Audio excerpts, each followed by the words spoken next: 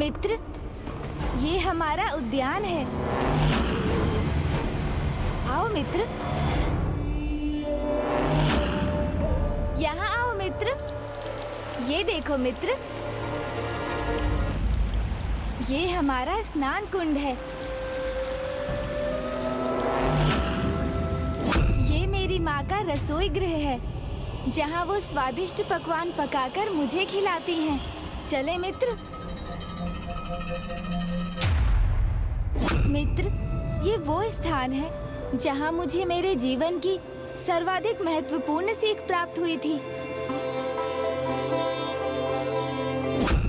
सब देख तो लिया, मात्र उस एक स्थान को छोड़कर जो मुझे कुछ अधिक ही भा रहा। और अब तुम्हारी दृष्टि जहाँ स्थिर है, वो प्रभु महादेव का आसन है।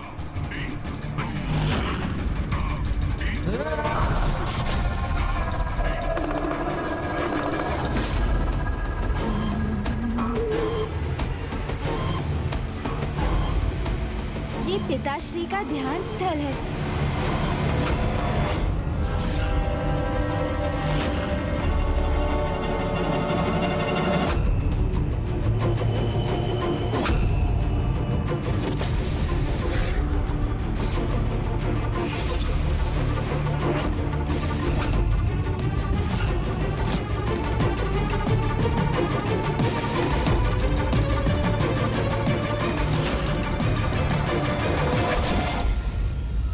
इसी स्थान पर विराजमान होकर जगत पिता महादेव ध्यान करते हैं।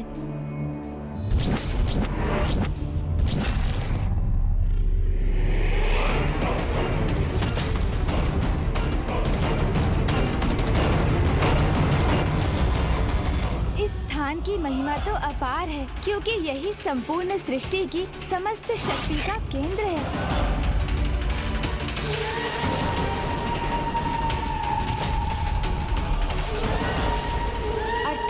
यदि मैंने ये स्थान ग्रहण कर लिया तो मैं ही सृष्टि की समस्त शक्ति का केंद्र बनकर उस शक्ति पर अपना अधिकार स्थापित कर लूंगा, सर्वशक्तिशाली बन जाऊंगा। ये भंड कुमार महादेव के ध्यान स्थल की ओर क्यों बढ़ा जा रहा है? क्या प्रयोजन है इसका? मुझे तो पूर्व में ही आभास हो रहा था।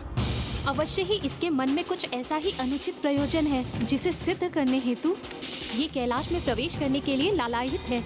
जो भी करना चाहता है वो सर्वथा अनुचित है। यही वो स्थान है जहाँ से जगत पिता महादेव समस्त संसार के क्रियाकलापों को नियंत्रित करते हैं। अर्थात यदि मैं यहाँ स्थित हुआ तो समस्त संसार पर मेरा ही नियंत्रण स्थापित हो जाएगा।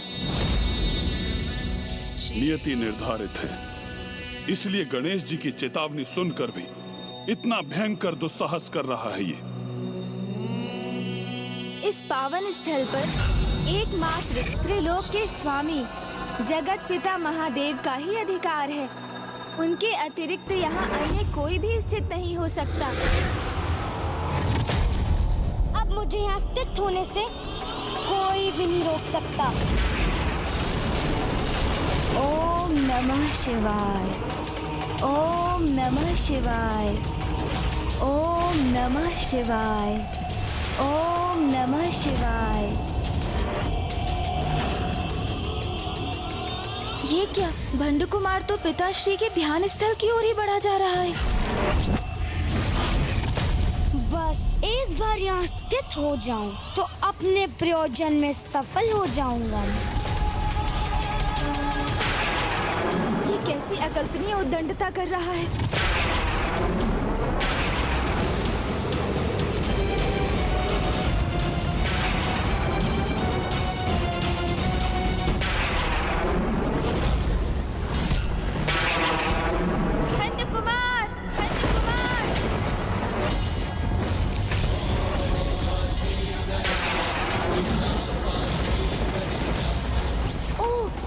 तो बांध दिया मुझे। भंड कुमार, दूर हटो वहाँ से।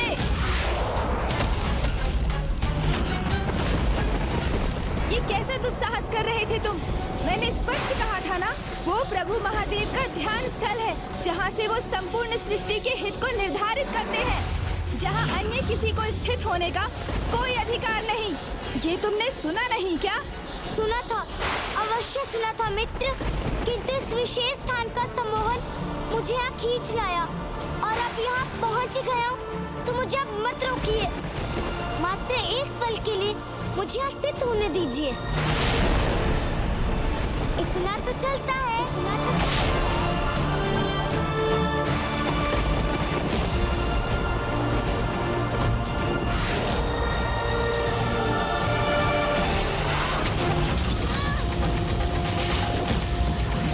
नहीं, ये उचित नहीं।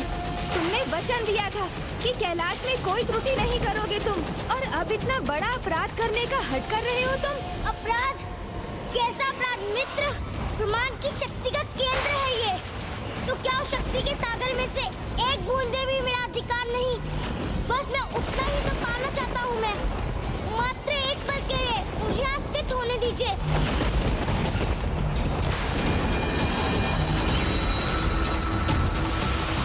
बस किसी प्रकार एक बार पहुँच जाऊँगा।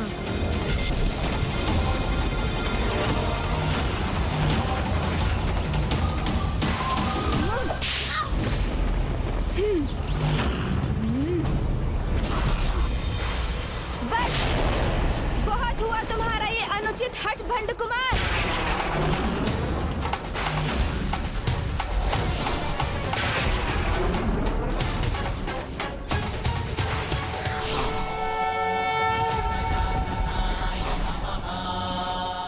ये तो क्रोधित हो गए, कहीं अपनी शक्ति से मुझे आहत न कर दे। तुम्हारा सृजन कर बहुत बड़ी भूल हुई मुझसे।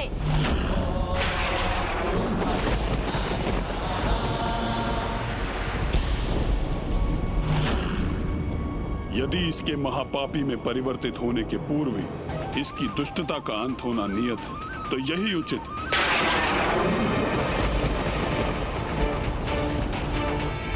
भंड कुमार का सृजन कर जो भूल गणेश से हुई है, कदाचित उसे सुधारने का एकमात्र उपाय यही है कि वो उस दुष्ट की दुष्टता का ही अंत कर दे।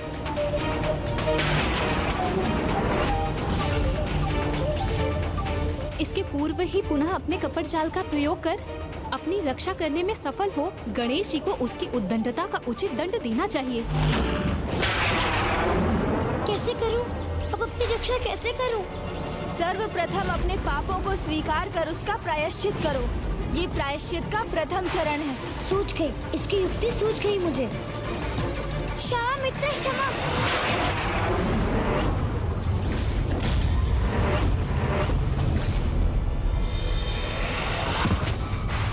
मुझ पर दया कीजिए मित्र, मुझे क्षमा कर दीजिए। क्षमा मांगने से डर नहीं, क्षमादान प्राप्त होता है। ये आपके ही वचन थे ना? तब उन वचनों का मान रखिए। और वैसे भी कोई अपराध हुआ कहाँ मुझसे? मैं महादेव के स्थान तक तो पहुंचा ही नहीं, तो इतना तो चलता है।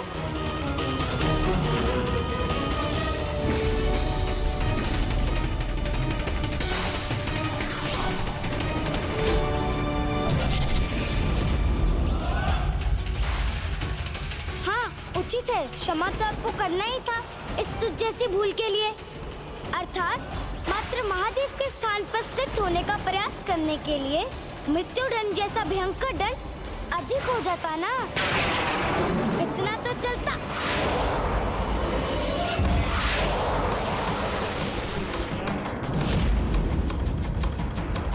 कुपथ पर चलना ही जिसकी नियति है, उसे इतना साधारण दंड कहाँ सुधार सकता है।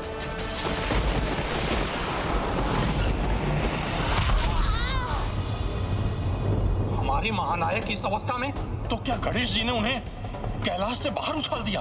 अर्थात वे जिस प्रयोजन से कैलाश के भीतर गए थे उसमें असफल हो गए। ये समय उनकी अवस्था पर विचार करने का नहीं, उनकी सहायता करने का है। चलो जल्दी चलो।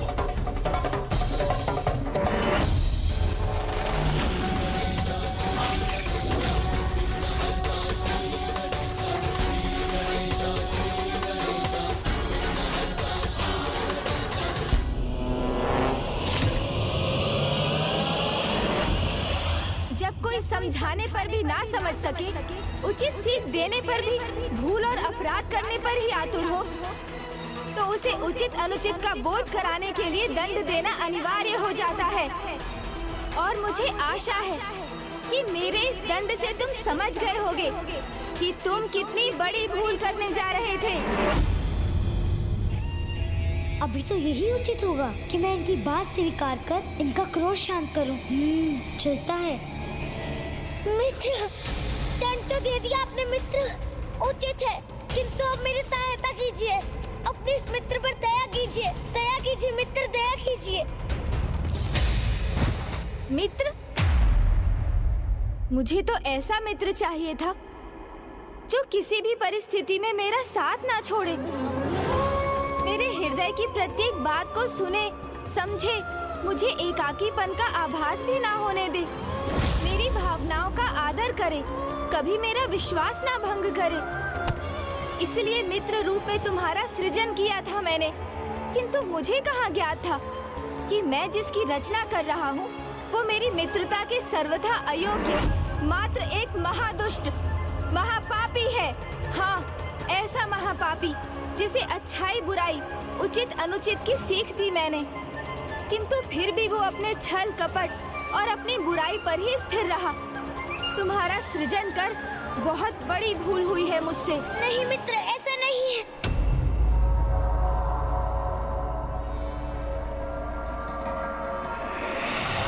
मित्र, मैं अबोध हूँ, अज्ञानी हूँ, अच्छाई और बुराई में भेद नहीं कर पाता। अच्छाई मुझसे छूट जाती है, बुराई मुझ पर हावी हो जाती है। मैं विवश हूँ मित्र, विवश हूँ।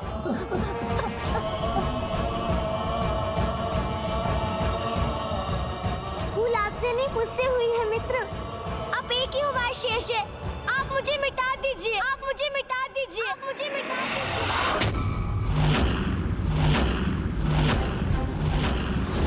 किंतु फिर आप अपने मित्र के साथ से वंचित हो जाएंगे, ये तो और भी दुखद है। तो एक कार्य कीजिए, ऐसा कोई अचूक उपाय बताइए, अर्थात ऐसी शक्ति दे दीजिए मुझे जिससे मैं अपने भीतर के विष पर विजय पा सकूं, स्वयं को सुधार सकूं।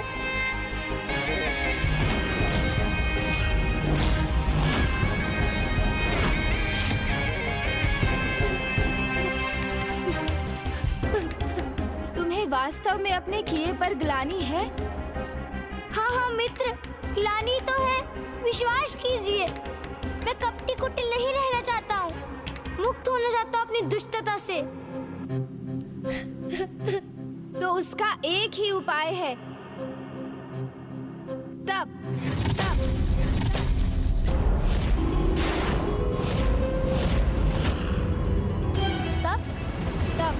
अर्थात तपस्या, जिससे प्राप्त तपोबल की पवित्र अग्नि तुम्हारी दुष्टता का नाश कर तुम्हारे भीतर अच्छाई को जागृत करेगी। किंतु तुम्हारी तपस्या तभी सार्थक होगी जब तुम वास्तव में अच्छाई के पथ पर अग्रसर होने के लिए प्रेरित होगे।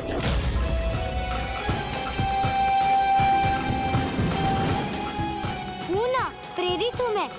अच्छाई अपनाने के लिए तप भी अनिवार्य है, तो मैं वो भी करूँगा। बस आप मेरे मार्गदर्शन करने की कृपा कीजिए। बताइए मुझे, मैं तप कैसे करूँ? तप करेंगे? हमारे महानायक? और तप? मुझे तो यही ज्ञात था कि छल ही इनकी शक्ति है। तब अवश्य इसके पीछे भी भंड कुमार का ही कोई छल। दुष्ट भंडासुर इतनी सरलता से अपनी आसुरी प्रवृत्ति का त्याग कदापि नहीं करेगा। तप से उसके स्वभाव में भले ही कोई सुधार न आए, किंतु देविक कृपा से अत्यधिक शक्ति अवश्य ही प्राप्त कर लेगा। पर इतनी कृपा तो कीजिए मित्र। ये तो बताइए मुझे, मैं किसकी तपस्या करूं? बताइए ना मित्र। उन्हीं जगत पिता महादेव की, जिनके स्थान पर स्थित होने की उद्दंडता करने का महा अपराध करने जा रहे थे तुम। प्रभु शिव शंकर की भक्ति ही तुम्हारे भीतर के अंधकार का नाश कर तुम्हारे हृदय में एक निर्मल ज्योति प्रज्वलित करेगी, तुम्हारे विकारों का नाश कर सुधार देगी तुम्हें। उचित है मित्र। तो बताइए, मैं कहाँ अपना तप प्रारंभ करूं?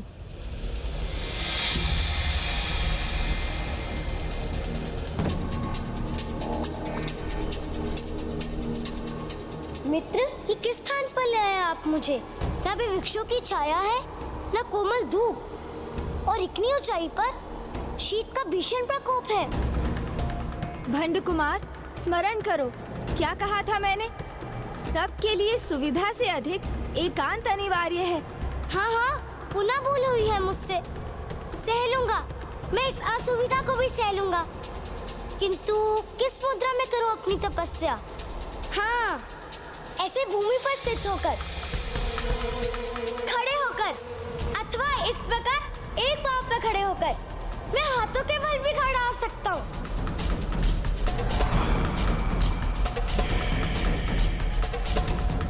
अथवा फिर ऐसे। ये उचित है, बस आप मुझे मंत्र का ज्ञान दे दीजिए। ओह, नहीं नहीं, ये तो बहुत कठिन है। इस मुद्रा में तो मैं कुछ ही पल टिक पाऊंगा, किंतु प्रयास करता हूँ। मुझे कितने समय तक तपस्या करनी होगी? तुम्हारी तपस्या कब सफल होगी, ये तो तुम्हारी श्रद्धा और भक्ति पर निर्भर करता है, किंतु इसकी न्यूनतम अवधि है 12 वर्ष। 12 वर्ष? ये तो बहुत कठिन है। हाँ भंड कुमार, कठिनाई का सामना किए बिना सफलता प्राप्त नहीं होती। पूजा साधना तो उस श्रमिक के श्रम से भी अधिक कठिन होती है जो प्रतिदिन दिवस भर भार उठाने का कार्य करता है। मंदिर में जो पुजारी प्रतिदिन पूजा करते हैं, उनकी उस पूजा में भी अपार आत्मबल और शक्ति की आवश्यकता होती है। शारीरिक शक्ति, जिससे पूजा करते समय वो उचित मुद्रा धारण करने हेतु अपनी रीढ़ को सीधा रख सके। धैर्य शक्ति, जिससे धीरज धरकर वो एक स्थान पर स्थिर रह सके। श्रद्धा शक्ति, जिससे वो प्रभु के प्रति पूर्ण निष्ठा से पूजा करने में सक्षम हो। और आत्म शक्ति, जिससे वो पूजा के फल को ग्रहण कर सके। इसलिए तपस्या का पथ सरल कदापि नहीं। जब भस्म रूप में था, तब भी कभी स्थित नहीं रह पाया। तब तो बड़ा दुर्भाग्य है मेरा। चाहकर भी कैसे सुधारूं स्वयं को, कैसे करूं प्रायश्चित? 12 वर्ष तक रीढ़ को सीधे रखकर सिर रहने की शक्ति कहाँ है मुझ में?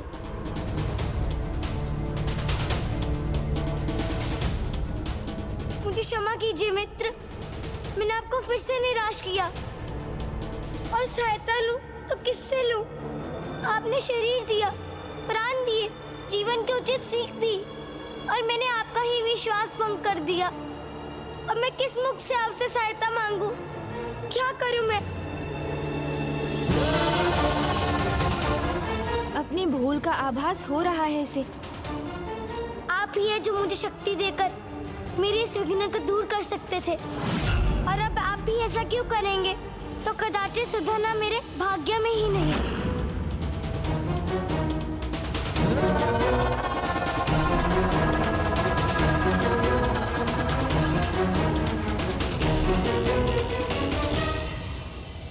भंड कुमार, क्या वास्तव में तुम अपनी भूल स्वीकार कर अपने भीतर परिवर्तन लाकर अपने दोषपूर्ण आचरण से मुक्त होना चाहते हो?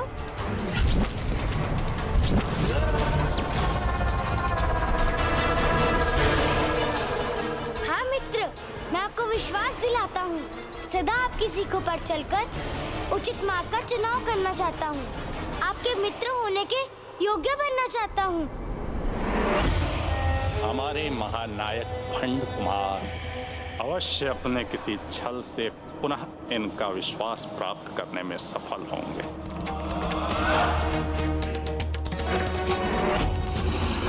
नहीं, गणेश जी को इसका विश्वास कदापि नहीं करना चाहिए, क्योंकि छल तो इसकी आसुरी प्रवृत्ति का अभिन्न भाग है। उचित है, यदि तुम कुपथ का त्याग कर सुपथ पर चलना चाहते हो, तो मैं तुम्हें इसका एक अवसर अवश्य दूंगा।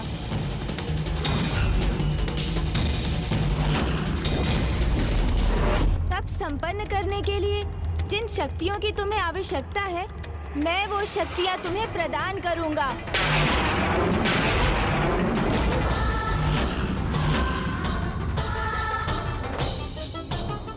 पार्वती नंदन गणेश को ऐसा कदापि नहीं करना चाहिए, क्योंकि भंड कुमार को समर्थ बनाना तो संसार में अच्छाई के अंत का आरंभ होगा।